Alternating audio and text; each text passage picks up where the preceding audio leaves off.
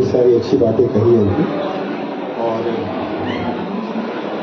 किसी भी लेखक के लिए बड़ा दिन होता है जब किताब शब्दों से निकल करके पन्नों पर आती है और पन्नों से निकल करके पाठक के बीच पहुंचती है। ये यात्रा बहुत लंबी होती है। और श्यामा जी से मेरी बात कर हो रही थी 2-4 दिन पहले भी कि 1990-91 के जमाने में हमारी शुरुआती दौर में मुलाकात हुई थी। तो मैं भी रांची में था, ये उस समय पत्रकारिता करते थे और एक तरह से हम लोगों ने इनको धीरे धीरे बढ़ते देखा है। और कई बार होता है कि एक जो पत्रकार होता है जो जीवन की खबरें छापता है, दुनिया भर की खबरें छापता है, तो कई बार होता है उसमें यथार्थ बहुत अधिक होता है। यथार्थ और तथ्य इतने अधिक होते हैं कि कई बार उन चीजों को पढ़ने में तो अच्छा लगता है, तो ये चीजें लंबे समय तक आपके जीवन का हिस्सा नहीं बन पाती हैं। लेखक की भूमिका थोड़ी अलग होती है। जो लेखक होते हैं या जो साहित्यकार जिन्हें हम कहते हैं, तो पत्रकार और साहित्यकार में बहुत बुनियादी फर्क होता है कि दोनों यथार्थ की रचना करते हैं, दोनों में अनुभव भी होता है। लेकिन जहां पत्रकारिता में तथ्य बहुत प्रभावशाली होता है और बिना तथ्य के पत्रकारिता नहीं होती, वहां हर बात में तथ्य का बेहतर होना बहुत जरूरी होता है। लेकिन साहित्य में तथ्य तो जरूरी है, क्योंकि जीवन से आप तथ्य ले रहे हैं तो देने ही पड़ेंगे। तो मान लीजिए कि जिस इलाके में पेड़ अमरूद के होते हैं वहां हम सेब के पेड़ की चर्चा नहीं कर सकते हैं। जिस इलाके में भेड़ बकरियां अधिक होती है वहां हम गायों की चर्चा बहुत नहीं कर सकते हैं। जैसे पहाड़ी प्रदेश हो तो वहां भी गाय होती है, लेकिन भेड़ अधिक होती है। तो कुछ जोग्राफिकल जो डोमेन एरिया होता है, जिसे हम डेमोग्राफिकल एरिया कहते हैं किसी भी, तो लेखक क्या करता है कि उन चीजों के बारे में वो फैक्ट तो रखता है, लेकिन जैसे पत्रकार फैक्ट के आधार पर पूरी चीजों की संरचना करते हैं, कथाकार जो होता है, लेखक जो होता है, वो फैक्ट के साथ साथ कल्पना, इमेजिनेशन को लेकर के आता है। उसी बात को कहता है लेकिन एक इमेजिनरी तरीके से कहता है। और यही चीज जो होती है साहित्य को दूसरी विधाओं से अलग करती है। जैसे मान लीजिए कि दर्शन शास्त्र है, तो दर्शन शास्त्र में तर्क, लॉजिक का होना बहुत जरूरी होता है। बिना लॉजिक के दर्शन शास्त्र नहीं हो सकता है। यही तर्क होता है जो दर्शन शास्त्र को दूसरी विधाओं से अलग करता है। ऐसे ही साहित्य के समानांतर जो इतिहास है, इतिहास में भी तथ्य होता है, लेकिन उसे मेमोरी बहुत जरूरी होती है। अगर तथ्य मेमोरी एक साथ आ जाए तो इतिहास बड़ा इतिहास हो जाता है। आपने गौर किया होगा कि दुनिया भर में जो इतिहास लिखे गए उन इतिहासों की चर्चा सबसे अधिक होती है जहां पर अनुभव और तथ्य के साथ साथ जो मेमोरी होती है बहुत प्रभावशाली तरीके से आई है।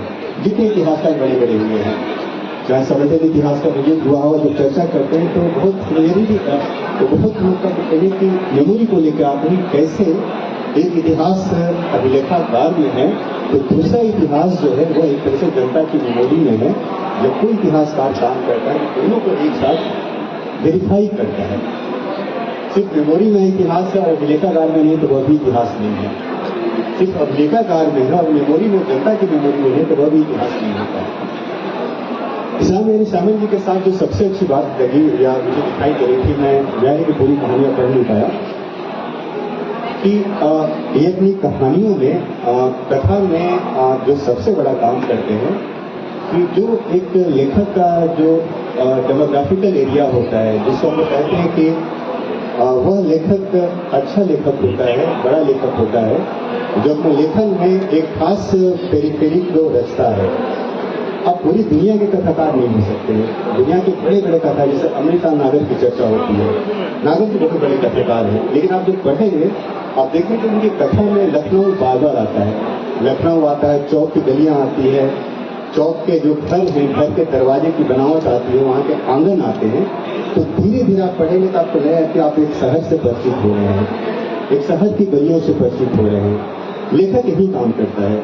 लेखक भी एक इतिहासकार होता है, लेखक एक दार्शनिक होता है, लेखक एक भूगोलवेता भी होता है।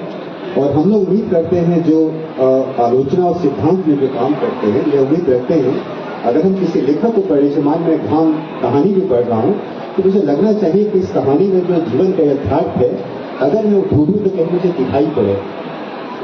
अपने आचार्य रामसूत्र शुक्ल कहते थे कि साहित्य में कल्पना होती है, लेकिन कल्पना का मतलब ये नहीं कि दुनिया में है ही नहीं वो चीज। हम कल्पना उसी की करते हैं जो हमारे सामने नहीं होती, हमसे दूर होती है, और उसके बारे में हम सोचते हैं, उसके बारे में कल्पना करते हैं। अब इनकी जो दो कहानियां जो मुझे बहुत अच्छी लगी, पहली कहानी धाम, और जो आखिरी कहानी है जिसके बारे में बार बार चर्चा आप लोग करेंगे, वो बहुत अद्भुत कहानी है। और उस कहानी में जो है आपका चना चबेना गंगा जल, तो देखेंगे कि ये दोनों कहानियां बिल्कुल अलग मिजाज की कहानियां हैं।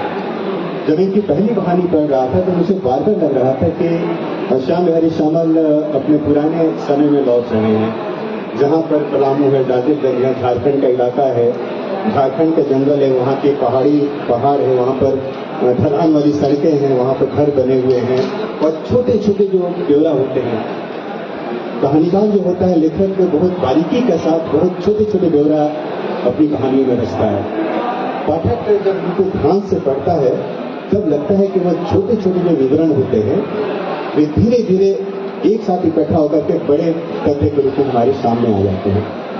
लेकिन मैं उस कहानी को पढ़ते महसूस कर रहा था कि मैंने धाम कहानी का शीर्षक क्यों रखा है, और पूरी के पूरे संग्रह का नाम ही धाम है। कहानी जहां से शुरू होती है वह प्रसंग बाद में कहानी में कहीं नहीं आता है। जैसा कल्पना करिए, इस कहानी की चर्चा वहां से होती है कि एक पुत्र जो है पिता के लिए मोबाइल तलाश रहा है और कहता है कि ये 3.95 मिलियन मतलब 395 करोड़ की मोबाइल है। क्या ऐसी मोबाइल बनी हुई है? तो हाँ, बनी हुई है, लेकिन सबके लिए नहीं है। मतलब जैसे बहुत सारी गाड़ियां हैं, वो मतलब 50 करोड़ क्या 1-1 अरब की गाड़ियां हैं, हम नहीं जानते हैं या उसके बारे में हम देखे नहीं है। इस कहानी की शुरुआत वहां से होती है कि एक मोबाइल है जिसमें ऐसी चर्चा हो रही है और बहुत उठा पटक होती है। लेकिन जो सबसे खास बात इस कहानी में थी कि जो नायक इनका है इस कहानी के, तो नायक बार बार उन चीजों को मेमोराइज करते हैं, स्मृति में लेकर के आते हैं कि हम इतना भारी मोबाइल लेकर करेंगे क्या? काम तो वही करना, फोन पर बात करनी है, कुछ व्हाट्सएप मैसेज भेजने हैं, और फिर फेसबुक पर कुछ कभी कुछ अपडेट कर देने हैं, और तो काम हम करते नहीं है। तो कहते कि नहीं, इस मोबाइल का मतलब यह है कि जो आज समाज में जो दिखाई दे रहा है कि हम आईफोन इसलिए नहीं लेते कि हम फोन चाहिए, हम आईफोन दिखाने के लिए लेते हैं, हम जरूरत के लिए हम फोन नहीं ले रहे हैं, और उसके लिए फोन। इसका मतलब कि यह कहानी यह बताने की कोशिश कर रही है कि जो समाज पहले था, 47 के पहले जो समाज था, जो 90 के पहले का जो समाज था, अब समाज वैसा नहीं है। 90 के बाद भारतीय समाज में एक बहुत आधारभूत परिवर्तन हुआ।